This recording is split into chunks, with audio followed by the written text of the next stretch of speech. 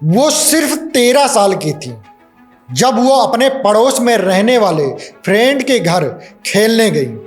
दोनों फोन चलाने लगी अपने अंकल की, पर तभी स्क्रॉल करते करते वो दोनों एक ऐसे फोल्डर में चली गई जहां वो देखती हैं कि उसकी माँ उसके पड़ोस के अंकल के साथ इंटीमेट हो रही है। और फिर कुछ ऐसा होता है जिसने पूरे देश को हिला कर रख दिया। आज की यह कहानी एक ऐसे औरत की है जिसने अपने गुनाह को छुपाने के लिए ऐसा खेल खेला जिसे सुनकर आपके होश उड़ जाएंगे। नमस्कार दोस्तों, आज हम ले चलेंगे आपको हरियाणा के गुरुग्राम में, जहां एक प्यार, शक और मौत की कहानी ने पूरे मोहल्ले को हिला दिया। विक्रम बिहार के नवादा का रहने वाला एक मेहनती, जिम्मेदार आदमी था जो अपने परिवार के खुशी के लिए सब कुछ करता था। कुछ साल पहले वो अपने पूरे परिवार के साथ रोजगार के लिए गुरुग्राम आया, जहां उसे एक एक्सपोर्ट कंपनी में कॉन्ट्रैक्ट की नौकरी मिली। पत्नी सोनी और 2 बच्चे, एक 14 साल की बेटी और छोटा बेटा, सब साथ में एक रेंटेड फ्लैट में रहते थे। जिंदगी ठीक ठाक चल रही थी, घर के खर्च पूरे होते थे और सपना था कि जल्द ही अपना फ्लैट खरीदेंगे। लेकिन तभी पड़ोसी के रूम में आई एक नई पहचान जो धीरे धीरे इस परिवार को तोड़ने लगी। पड़ोस में रहने वाला रविंद्र, जो गाड़ियों का रेंटल बिजनेस करता था, विक्रम और सोनी के करीब आ गया। घर पर आना जाना, बातें, हंसी मजाक। लेकिन मोहल्ले की ये दोस्ती धीरे धीरे अवैध रिश्ते में बदल गई। जब विक्रम काम पर चला जाता था तो रविंद्र और सोनी अक्सर अकेले मिलते और इंटीमेट होते रहते। जिन पलों का वो हमेशा वीडियो भी बनाते थे, क्योंकि उन्हें ऐसा करना बहुत अच्छा लगता था। जिन वीडियोस को बाद में देखा करते थे, उन्हें लगा ये राज हमेशा के लिए राज रहेगा। लेकिन तकदीर ने एक दिन ऐसा मोड़ लिया जिसने सब कुछ बदल दिया। एक दिन सोनी की बेटी रविंद्र के घर खेलने गई, क्योंकि दोनों परिवारों की बेटियां दोस्त थी।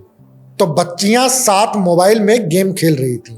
मोबाइल स्क्रॉल करते करते सोनी की बेटी उस फोल्डर तक पहुंच गई जहां उसकी माँ और रविंद्र के निजी वीडियोस थे। वीडियोस देखकर बच्ची डर गई और तुरंत उसे डिलीट कर दिया। लेकिन ये मासूम कोशिश असल में बड़े तूफान की शुरुआत थी। वीडियो गायब होने पर रविंद्र को अंदाजा हो गया कि किसी बच्चे ने देख लिया है। उसने सोनी को बताया और अब सोनी काफी डर गई थी, क्योंकि उसे डर था कि उसकी बेटी कहीं अपने पिता को सब कुछ बता ना दे, क्योंकि वो अपनी बेटी के काफी क्लोज था। सोनी जानती थी अगर विक्रम को सच पता चला तो शादी टूट जाएगी, बदनामी होगी और वो रविंद्र के साथ भी नहीं रह पाएगी। इसी डर में उसने एक खतरनाक रास्ता चुना। रातों रात क्राइम पेट्रोल और सावधान इंडिया जैसे शो देखकर परफेक्ट मर्डर का प्लान किया।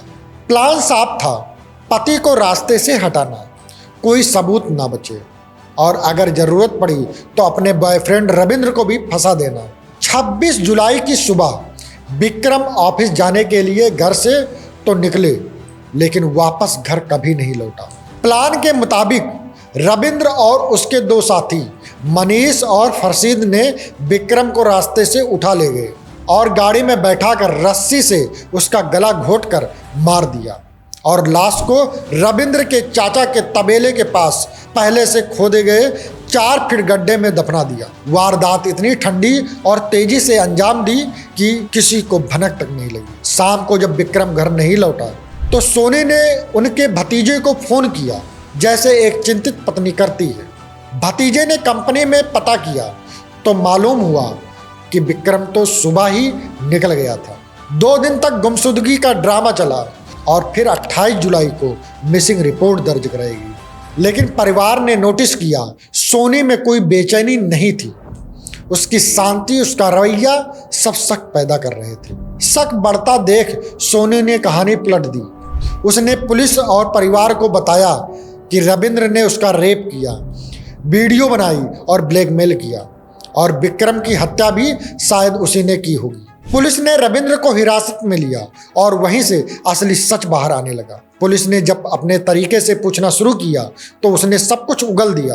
पूछताछ में रविंद्र टूट गया और सब बता दिया कि कैसे सोनी के कहने पर उसने विक्रम की हत्या की, कैसे प्लानिंग हुई और कैसे लाश को दफनाया गया।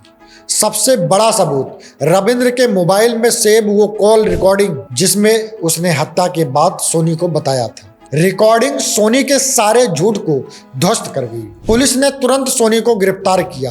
पूछताछ में उसने स्वीकार किया कि बेटी को वीडियो देखने के बाद वह डर गई थी कि पति को सच पता न चल जाए।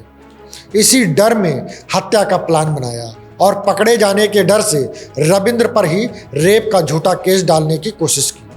अब सोनी का असली चेहरा सामने आ चुका है। आज सोनी और रविंद्र दोनों जेल में हैं। आज जिन औरतों को प्रेमानंद जी महाराज की वीडियोज गलत लग रही हैं, उनके पास ये वीडियो जरूर भेजें।